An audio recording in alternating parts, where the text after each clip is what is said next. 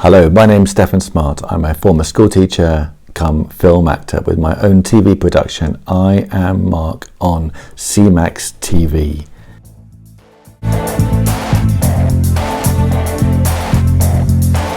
Is it true today that when people pray? I'm so excited to tell you today about a particular event that happened to me. Not in this place, but a place very like it some years ago, where for the first time I realized that my dream wasn't just a figment of my imagination. It was real, and it was what I was supposed to be doing for the rest of my life. On this particular Saturday in August, I was on a silent retreat. It wasn't here in Southampton, it was in Bournemouth, but because of lockdown, this is as good a place as any to illustrate the point. I must admit, I'd found life really tough until that point. It's been really hard work at school, and I just needed the time to just be. And I'd spent the first half a day just doing nothing and simply just breathing. And then for some reason I decided to go for a walk towards the seaside. And on that journey, I can remember it vividly even to this day, the whole subject of Mark's Gospel came up in discussion between me and God. I hadn't planned it, it just bubbled up. Often it's like that in prayer, isn't it? We kind of hold things back and we don't really know what we're deeply thinking and feeling.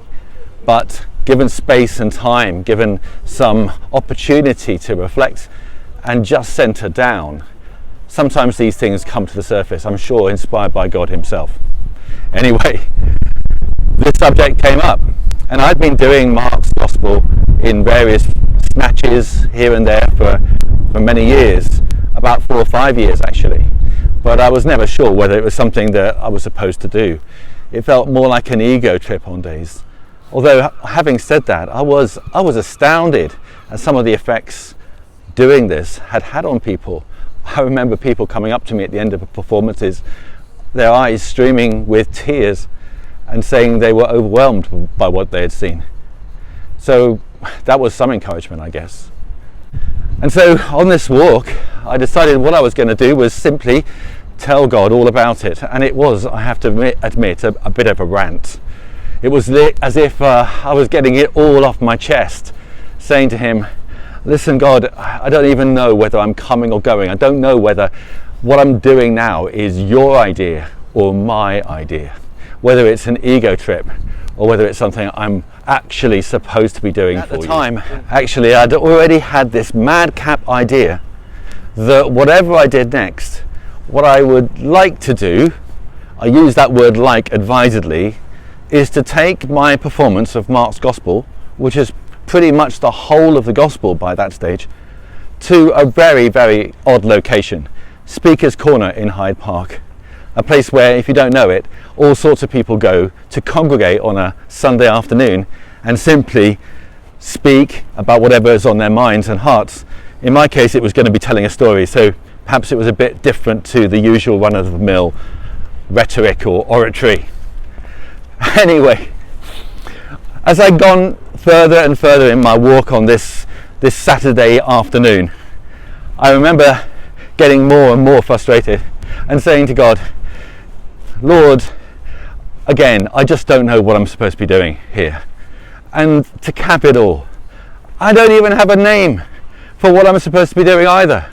I mean, I've called it all sorts of things, but nothing has felt right. Please just give me a sign. Give me a sign. And that's exactly what God did. So I wandered down the road into this lovely, leafy suburb of Bournemouth, and right down the hill I went. And at the bottom of the hill was the beach. Looking forward to that, I thought to myself. Bit of a chance to unwind. Still working out what I was supposed to be doing. And as I got closer to the beach, I came into a car park. I went into the car park expecting nothing spectacular.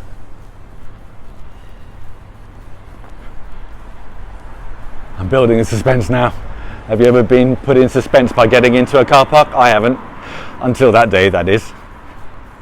I walked into the car park, and this is what I saw.